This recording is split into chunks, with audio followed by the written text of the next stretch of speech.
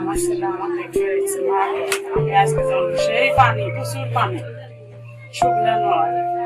ছেলেটা আমার আসলো, আসার সময় আমি খাবে কল মা গাড়ি খাইও না, খেবে নাম করে বসে ডরি ডরি বলেছে মা আমি খাইবে নিয়ে আসছে, খাইবে আনা আর ওকে বেশ তুলি করি মার মার করে ঘর ঢুকলো।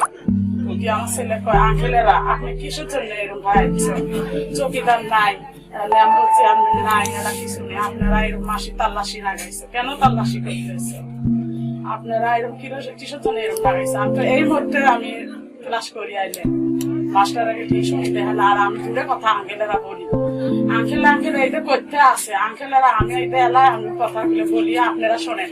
তখন ই দেখায়, বন্দুক দেখায়, আইফেল দেখায়, দেখে কথা করে ছেলে চুপ এটা কথা বলিস না। আমি তখন ছেলে মেয়ে কান্দা কাটি না গেছি, বলে মা তুমি আর এসো, বন্দুক দেখি ই করলো সরে দিল, সরে দিয়ে তারা করলে আমি তো কুলে থাকবে নাচ্ছি না, কি করি?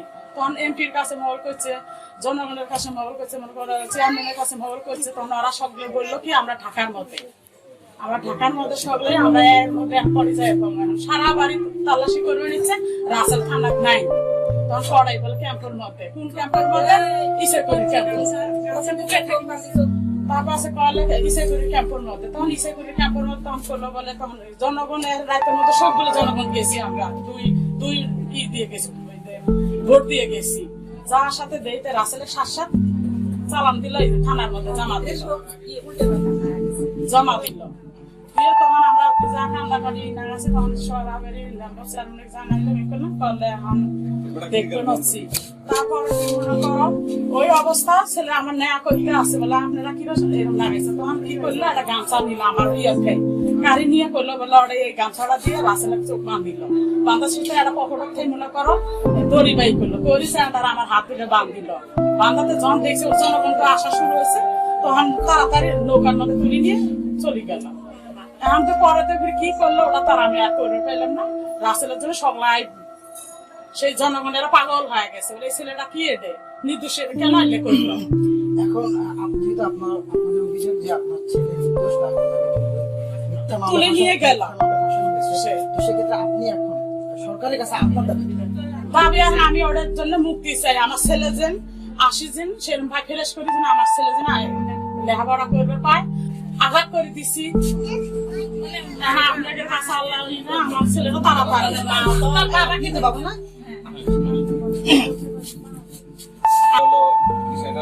আদান দেয়, আদান দেওয়া অবস্থায় তারপরে আমি গেছি গ্ল্যামারের মধ্যে, আমার বললো যে আব্বা ভাইয়া হাত বাঁধিল।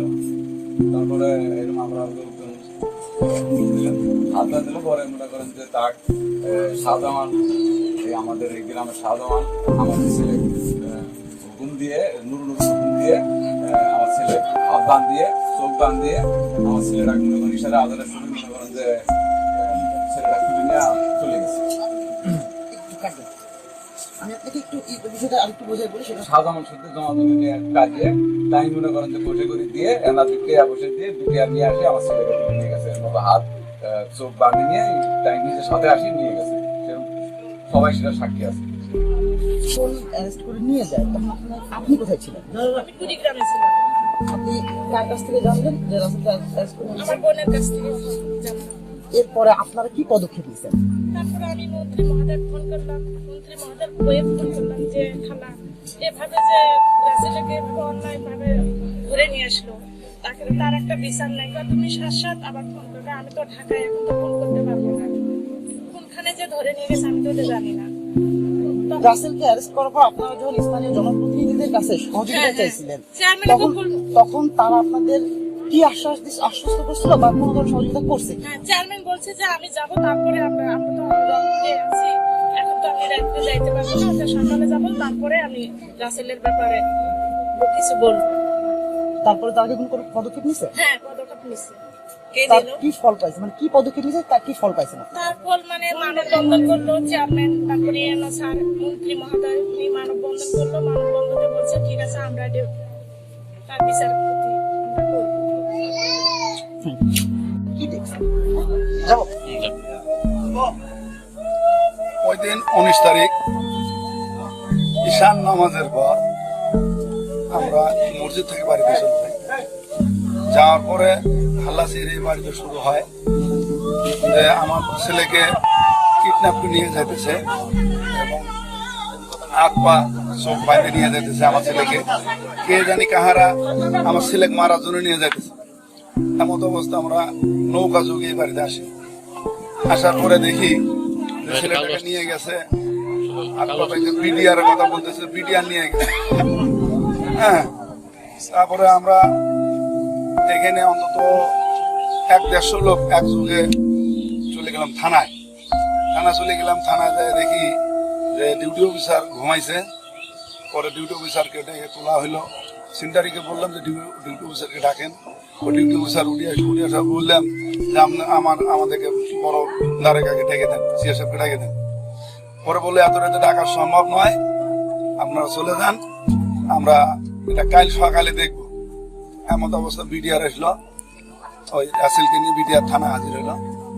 পরে থানা হাজির হওয়ার পর বললাম যে আপনারা এই ছেলেটাকে এইভাবে বাঁধে আনলেন, চোখ বেঁধে কিডন্যাপকে আপনারা নিয়ে আসলেন। পরে সিন্ডারি আরো অন্য ছিল, এসআই ছিল, ওনারা আমাকে বললো যে এখানে তর্ক করি না, তর্ক করার জায়গা না, আপনারা যা বলার কালে সকালে বলিয়েন, এখন আপনারা চলে যান। যারা কান্দাকাটি করতেছে এমন অবস্থায় তাদেরকে থানা থেকে ভাগে দেওয়া হয়েছে। আমি এবং আজাদ মেম্বার আরো 2-4 জন আমার সঙ্গে নিয়ে ওখানে উৎসব করে থানার বসেছিলাম। বসা অবস্থায় খানিক থাকার পর দেখলাম যে এখানে কোনো সুরা হইতে যায়, বিডিআর সহ। তো আমার অনেক তর্ক হইল। হওয়ার পরে বললো যে আমরা তো যাই নাই, যারা গেছে তারা বলুক, আপনার তর্ক করানো যাতে বিডিআর বলে আমি বলার পর এমন অবস্থা কিছুক্ষণ থাকার পর আমি দেখলাম যে এখানে কোনো সুরা হয়েছে। পরে আমরা বাড়ি ঘরে চলে আসছি। ভোট যুগে আমরা 100-200 লোক চলে আসছি। আমার সঙ্গে আরো লোক ছিল, আদালত ছিল। আপনারা যখন দেখছেন যে রাসেলকে যখন থানায় নিয়ে আসে, রাসেলকে থানায় হস্তান্তর করা হয়েছে, তখন বিজেপি সদস্যরা তারা যে দাবি করছে যে ড্রাগস সহ নেশাজাত দ্রব্য সহ তাকে অ্যারেস্ট করেছে। তখন তারা কি কি নেশাজাত দ্রব্য থানায় জমা দিচ্ছে এটা আমরা দেখছেন? আমরা দেখিনি। যখন রাসেলকে থানায় হস্তান্তর করা হয় তখন রাসেলের কাছে আমরা কিছু দেখিনি। নেশাজাত দ্রব্য কথাটা একটু সাজিয়ে বলেন আমার। যখন মনে করেন বিডিআর গাড়ি আসতেছে, তখন আমরা দেখলাম থানার গেটে যে বিডিআর গাড়ি ঢুকলো, এমন বিজেপি গাড়ি ঢোকার পরেই আমরা দেখলাম যে রাসেলকে গাড়িতে নামে হ্যান্ডকাপ হাতে।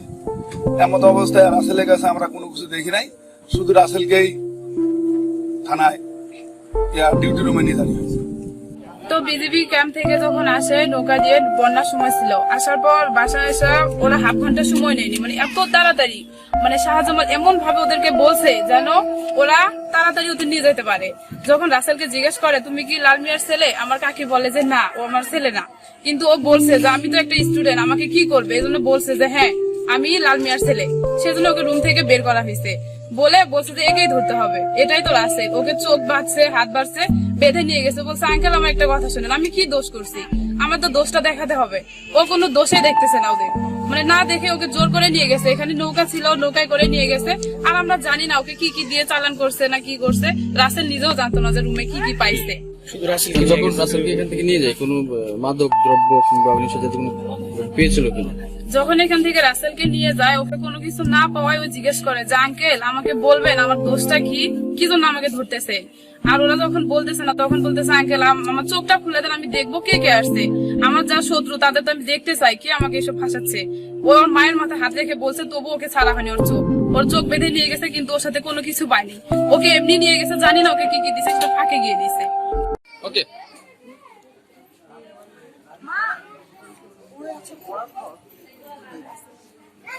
রাসেলের মায়ের চোখের পানি মুছে দেওয়ারও নেই কেউ। কিন্তু কেন, কিসের লালসায় মাত্র 16 বছর বয়সী এক কলেজ ছাত্রকে থাকতে হচ্ছে কারাগারে? এই প্রশ্নের উত্তর জানানি কার। মাঝারুল আমিন শুভ, এশিয়ান টেলিভিশন, রৌমারী, কুড়িগ্রাম।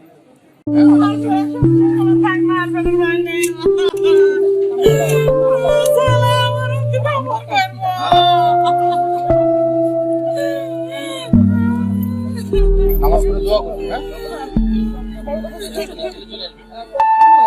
হ্যাঁ, ছেলেরা ওটা আমার শাশুড়ি ওটা থাকে।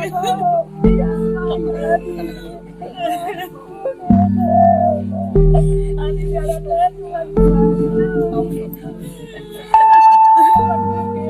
ইনশাআল্লাহ ইনশাআল্লাহ ইনশাআল্লাহ আচ্ছা, ফিরে আসবে, কান্নাকাটি করবেন না, আপনার কাছে দূর করবেন, হ্যাঁ ইনশাআল্লাহ।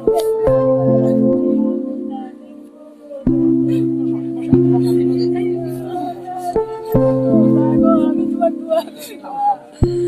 আমার মাথা ভুল জানো বলে আমি তোমার বেড়া ইনশাআল্লাহ ইনশাআল্লাহ বুঝতে পারবেন।